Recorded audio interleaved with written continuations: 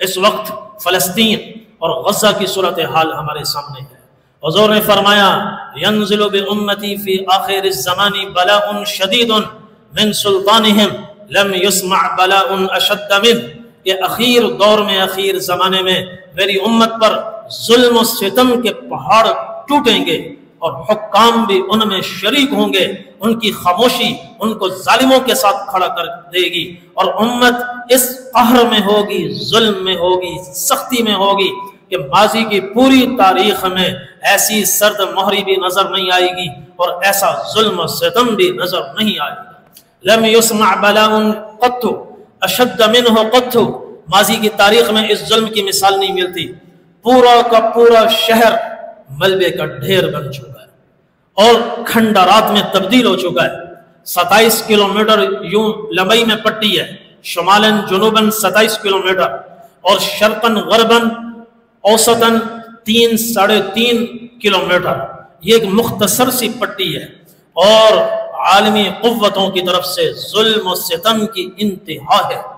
آگ اور بارود کی بارش برسائی جا رہی ہے اور چھوٹے چھوٹے معصوم بچے ہزاروں میں نہیں لاکھوں میں شہید ہو گئے، عورتیں شہید ہو گئیں، مرد شہید ہو گئے، بوڑھے شہید ہو گئے۔ اور جرم کیا ہے؟ قرآن کہتا ہے وَمَا نَقَمُوا مِنْهُمْ إِلَّا أَن يُؤْمِنُوا بِاللَّهِ الْعَزِيزِ الْحَكِيمِ، جرم صرف اتنا لا الہ الا اللہ، لا الہ الا اللہ کی پاداش میں ظلم و ستم کی انتہا ہے۔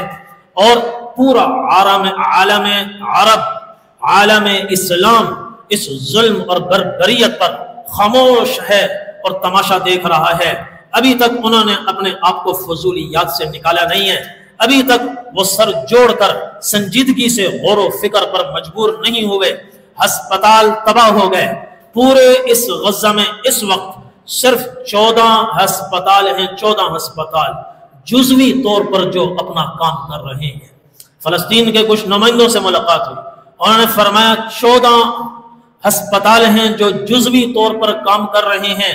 آکسیجن ختم ہو رہی ہے، ادویات ختم ہو رہی ہے، مہینوں کے لیے نہیں، چند دنوں کی ادویات موجود ہیں، آکسیجن موجود ہیں۔ چھوٹے معصوم بچوں کو جس باکس میں لٹایا جاتا ہے، بند کر کے رکھا جاتا ہے، ایک ایک باکس میں 3 بچوں کو رکھا جا رہا ہے، ایک میں 3 بچوں کو رکھا جا رہا ہے۔ غذائی اشیاء نہیں مل رہی، ختم ہو چکی ہیں، جہاں کہیں ہیں ان کی قیمت آسمانوں تک ہے، ڈالروں میں ہے، ہوش ربا ان کی قیمتیں ہیں۔ 12 ستمبر سے لے کر آج تک غزہ میں کوئی ٹرک داخل نہیں ہوا، اور 1 ستمبر سے لے کر اب تک اس پورے عرصے میں 1100 ٹرکوں کو باہر ظالم قوتوں نے لوٹ لیا اور ان کے راستے مسدود کر دیے اور ان کا ساز و سامان انہوں نے چھین لیا۔ پوری کوشش کی جا رہی ہے، اب صرف مسلمان نہیں کہہ رہے، عالم کفر بھی اس پر گواہی دے رہا ہے کہ اسرائیل کا مقصد نسل کشی ہے اور مسلمانوں کو صفحہ ہستی سے مٹانا ہے۔ اس وقت فلسطین میں شمال کی جانب شدید جھڑپیں ہیں اور ان کو جنوب کی طرف دھکیلا جا رہا ہے تاکہ جنوب کے آگے مصر کے ذریعے سے ان کو نکال دیا جائے۔ اس وقت مسلمان انتہائی قسم پرسی کے عالم میں ہیں۔ ایک امدادی وفد گلوبل فوٹیلا سمود کے نام سے اس وقت بحیرہ روم میں ہے اور کئی دنوں سے مسلسل سفر کر رہا ہے۔ اس پر بھی ڈرون کی بارش ہو رہی ہے اور اس کو نشانہ بنایا جا رہا ہے، مواصلاتی نظام اس کا معطل کیا جا رہا ہے۔ اس امدادی قافلے کی سربراہی کوئی حکومتیں نہیں کر رہی، مختلف ملکوں کے اشخاص ہیں جو اپنی ذاتی حیثیت سے یا اپنی چھوٹی موٹی تنظیمی حیثیت سے وہ اس قافلے میں شریک ہیں، بحیرہ روم میں ہیں۔ اس قافلے وہ 40-50 کشتیوں پر مشتمل ہے، اس کی سلامتی بھی اس وقت خطرے میں ہے، مگر وہ پھر بھی عزم کے ساتھ، ہمت کے ساتھ جان ہتھیلی پر رکھ کر وہ غزہ کی طرف روان دواں ہے۔ اس کو مدد کی ضرورت پڑی تو عجب صورتحال دیکھنے میں آئی کہ دل پتھر بن گئے اور خون پانی ہو گئے۔ عالم اسلام کی طرف سے، سعودی عرب کی طرف سے، مصر کی طرف سے پاکستان کی طرف سے ایک بحری بیڑا روانہ نہیں ہوا اس کی حفاظت کے لیے. اگر اور قرآن میں اللہ تعالیٰ فرماتے ہیں اللہ تمہارا محتاج نہیں ہے. وَإِن تَتَوَلَّوْا يَسْتَبْدِلْ قَوْمًا غَيْرَكُمْ ثُمَّ لَا يَكُونُوا أَمْثَالَكُمْ. تم بگڑ جاؤ, تم منہ پھیر جاؤ, تم ہمت ہار کر بیٹھ جاؤ, اللہ تعالیٰ ایک نئی قوم کو کھڑا کرے گا, وہ تم جیسی نہیں ہوگی. اس وقت ریسکیو سپورٹ کے لیے اگر بحری بیڑے روانہ ہوئے ہیں تو دل تھام کر سنیے. وہ کون ہیں؟ وہ اٹلی کے بحری بیڑے آئے ہیں اور اسپین کے بحری بیڑے آئے ہیں.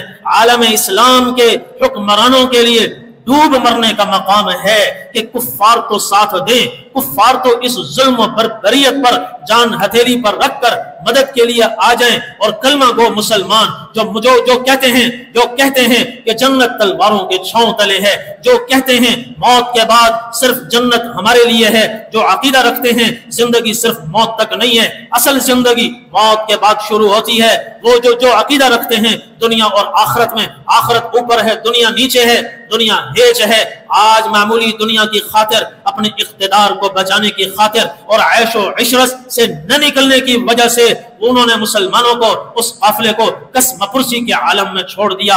آج جو چند ملکوں کے نمائندے نہیں بلکہ اشخاص اپنی ذاتی حیثیت سے اس امدادی قافلے کو لے کر گئے. ہونا تو یہ چاہیے تھا سرکاری سطح پر اسلامی حکومتوں کی طرف سے روانہ ہوتا اور اسرائیل کے ناکے کو توڑ کر بھوکوں تک کھانا پہنچایا جاتا, بیماروں تک ادویات پہنچائی جاتی, لیکن پورا عالم اسلام خاموش ہے. کہیں ایسا نہ ہو ہمارا اقتدار خطرے میں پڑ جائے, کہیں ایسا نہ ہو ہمیں اپنے عیش و آرام سے ہاتھ دھونا پڑ جائے. اس لیے عوام الناس پر بھی لازم ہے کہ وہ اس میں اپنا تعاون پیش کریں. لوگ کہتے ہیں ہم کیا کر سکتے 3 دن آپ کے گھروں میں پانی نہ آئے, میں دیکھتا ہوں آپ کیا کرتے ہیں. بجلی نہ آئے, آپ سڑکوں پر آ جاتے ہیں اور آپ دباؤ بڑھاتے ہیں حکومت پر, فوری طور پر پانی کا کنیکشن بھی بحال ہو جاتا ہے, بجلی کی سپلائی بھی بحال ہو جاتی ہے.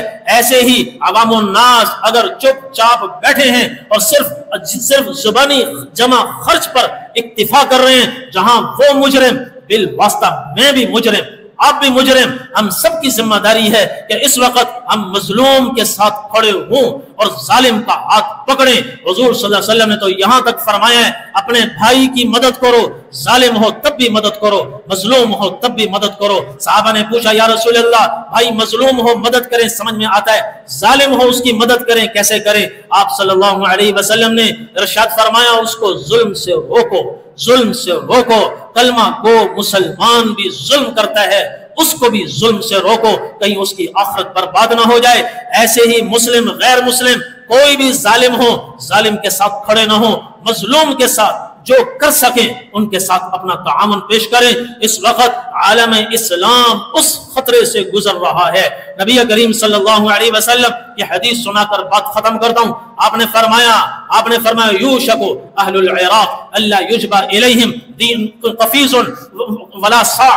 ایک وقت آئے گا, عراق عالم اسلام کا ایک بڑا ملک عراق ہے, اس کا محاصرہ ہوگا, پوری کوشش ہوگی کہ اس تک نان و نفقہ نہ پہنچے, کھانے پینے کی چیزیں ان تک نہ پہنچے, مگر اللہ ان کو چلائے گا, کسی نہ کسی درجے میں چلتے رہیں گے. پھر ایک وقت آئے گا یوشک اہل الشام اللہ یجبا الیہم دینار ولا درہم, کہ پھر شام کا محاصرہ ہوگا.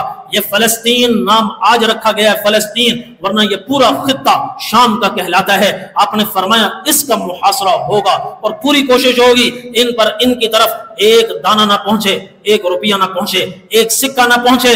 پھر ثم سکت ہنیتن, پھر حضور صلی اللہ علیہ وسلم نے خاموشی اختیار فرمائی. کچھ دیر آپ خاموش رہے. اب یہ کچھ دیر میں کتنے سال گزرتے ہیں اللہ ہی جانتا ہے. پھر آپ نے فرمایا ثم یکون فی آخر امتی خلیفۃ یحصی المال حسیا. پھر اس کے بعد اس خاموشی کے چند سالوں کے بعد آئیں گے اللہ کے خلیفہ حضرت امام مہدی, جو ظلم و ستم کا خاتمہ کریں گے, زمین کو عدل و انصاف سے بھر دیں گے. تو زمانہ اپنی انتہا کی طرف بڑھ رہا ہے. ہم جو کر سکتے ہیں آج موقع ہے کریں, کل ہو سکتا ہے وہ وقت آئے کہ حضرت امام مہدی تشریف لے آئیں, وقت کہیں ہمارے ہاتھ سے نکل نہ جائے.